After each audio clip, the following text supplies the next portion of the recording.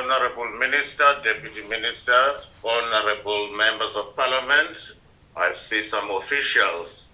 Good afternoon to all of you. I rise here on behalf of the Umkhonto weSizwe, and our position is very clear. We are vehemently opposed to this budget cut for a number of reasons, including but not limited to the following. My contribution is going to focus on the lower courts and particularly criminal trials. The first problem that everybody knows is the following. Lower courts are understaffed and the working conditions are deplorable. Now, a further cut on the budget can only make matters worse. We all know, for example, if you go to the magistrates' court now, where the court is busy, seized with postponements, each magistrate postpones 40 cases per day. I would have thought judicial officers read the files before they postpone them.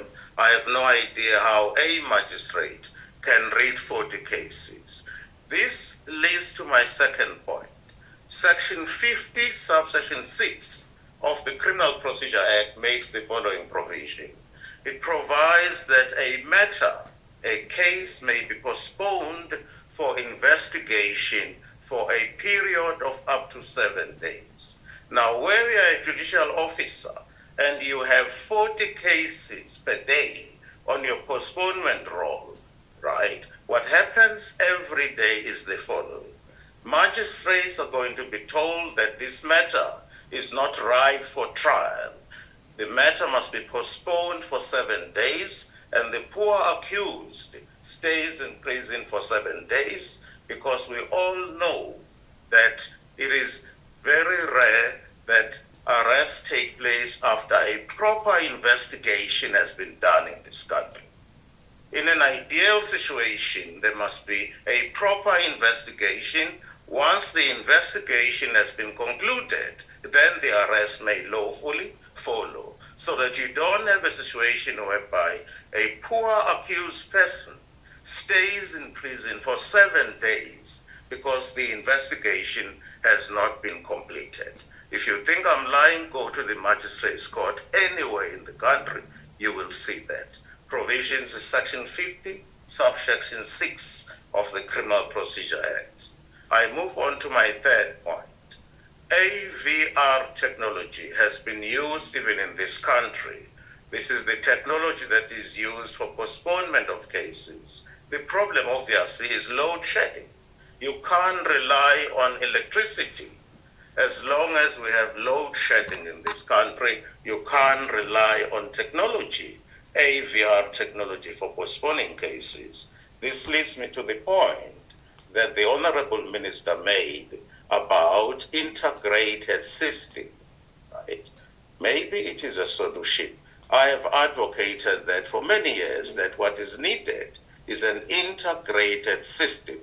You have a center consisting of the judiciary, the police, and the courts. To that end, I try to introduce something very close to that here in the Western Cape.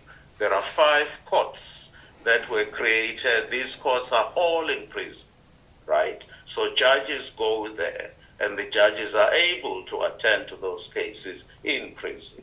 I wish that could be duplicated elsewhere.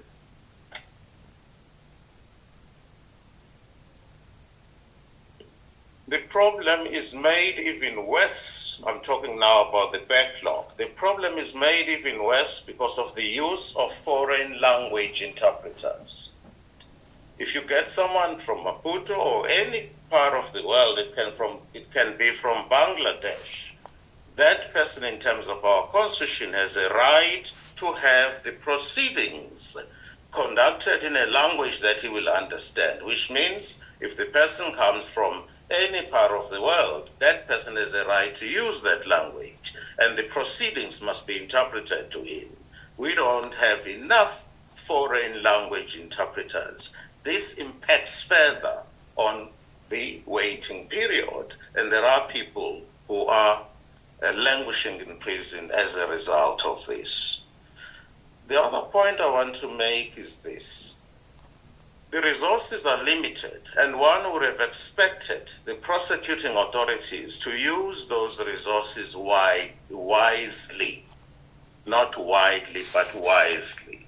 I've seen instances, and I prefer not to mention anyone, where the prosecutors have charged accused for what appears to be clearly a common assault case. You find that the accused is charged in the regional court, right? For common assault, you ask yourself, who is sought to be pleased by the prosecutors? I prefer not to mention any name.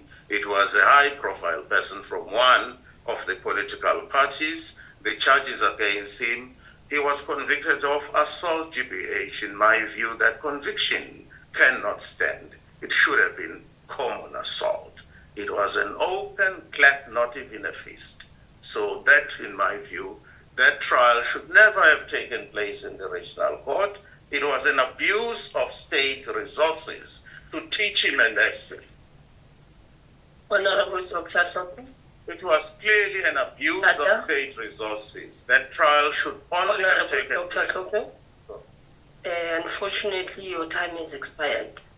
For the reasons stated above, we are vehemently opposed to the budget cuts. Thank you.